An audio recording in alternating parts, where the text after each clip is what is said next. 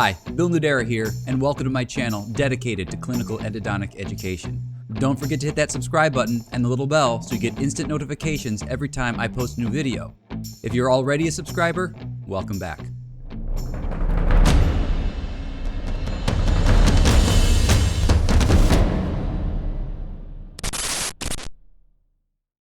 The case we're going to discuss today, basic root canal treatment of tooth number 15, referred to me following a pulpal exposure during a basic operative procedure.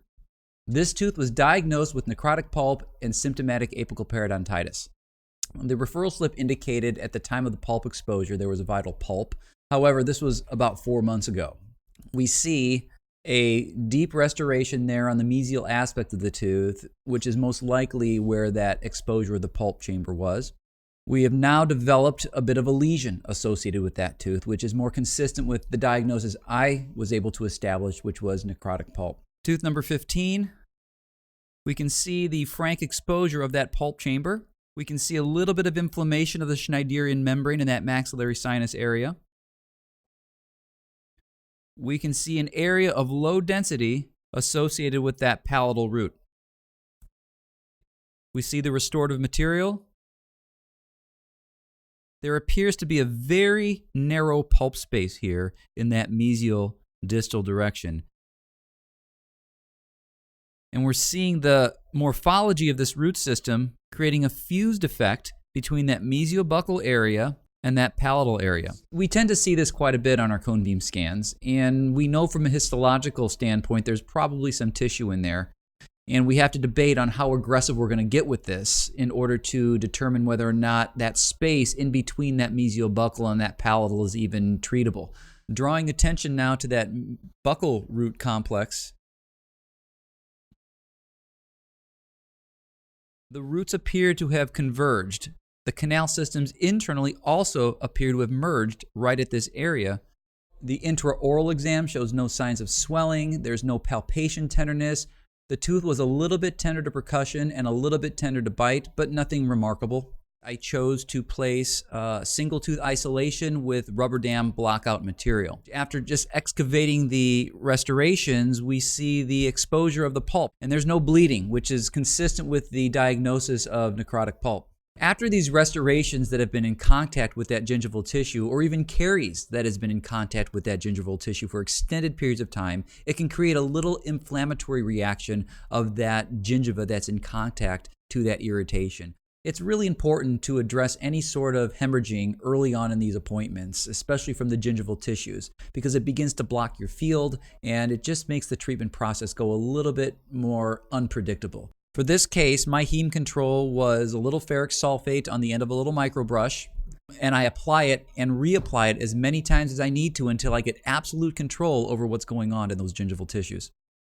The design of our access should mimic what we see on that cone beam scan. That cone beam scan showed us that very narrow band of pulp chamber in the mesial and distal direction and very wide and broad in that buccal and palatal direction. So I'm going to want my access to mimic what I saw in that cone beam scan to keep this access as conservative as I possibly can. Whenever I see those narrow pulp chambers, I begin looking for the canals lining up in a row, meaning the mesial is going to be far to the buccal, the palatal is going to be far to the palatal, but that distal buccal sometimes sits on a line in the center or skewed a little bit distally from that mesial and palatal canal. It generally doesn't sit too far off from where that narrow band of pulp chamber is. So I start trying to visualize where these canals are going to be. The evaluation of the tooth structure is the next step. Right here we have a lot of damaged tooth structure due to the prior damage from the carious lesion, and it's gotten a little bit below the gingiva. So I know that that's going to be a problem moving forward when we get to the disinfection and irrigation. So I'm going to want to try to plan for that early on in the case.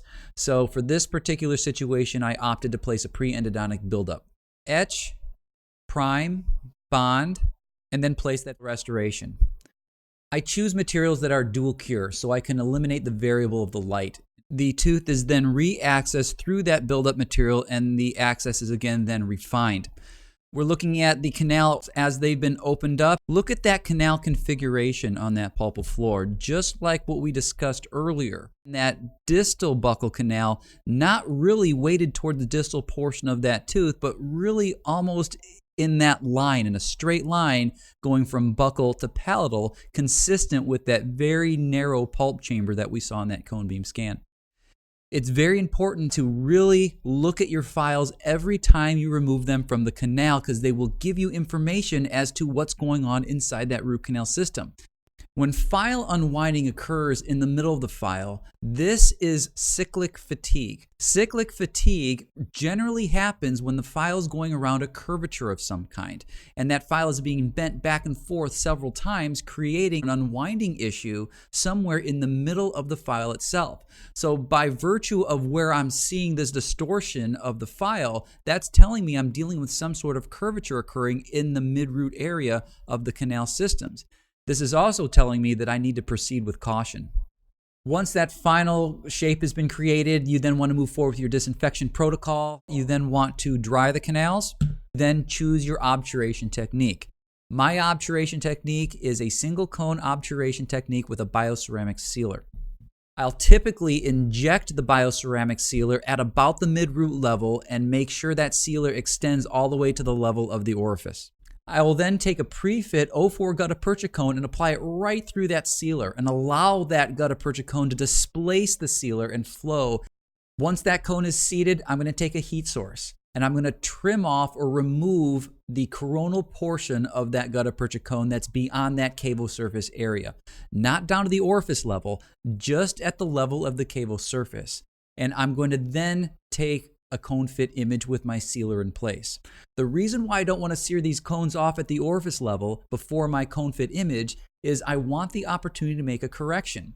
So if I leave a portion of this gutta-percha cone extending above the level of the orifice, it's easy for me to retrieve and make any corrections if I'm not happy with my cone fit image. The cone fit radiograph is our opportunity to make corrections, because if we don't take any cone fit imaging and we're short or we're long, then we missed that opportunity. So I encourage always to take some sort of cone fit image so you understand what that final obturation is going to look like. You'll be much more predictable that way. Once I'm happy with that cone fit image, I'll then take my heat source and sear off the cones at the level of the orifice. Again, if I noticed a little void in the coronal or mid-root, this is where I'd apply a little bit of vertical heat, but probably not anywhere beyond that coronal third.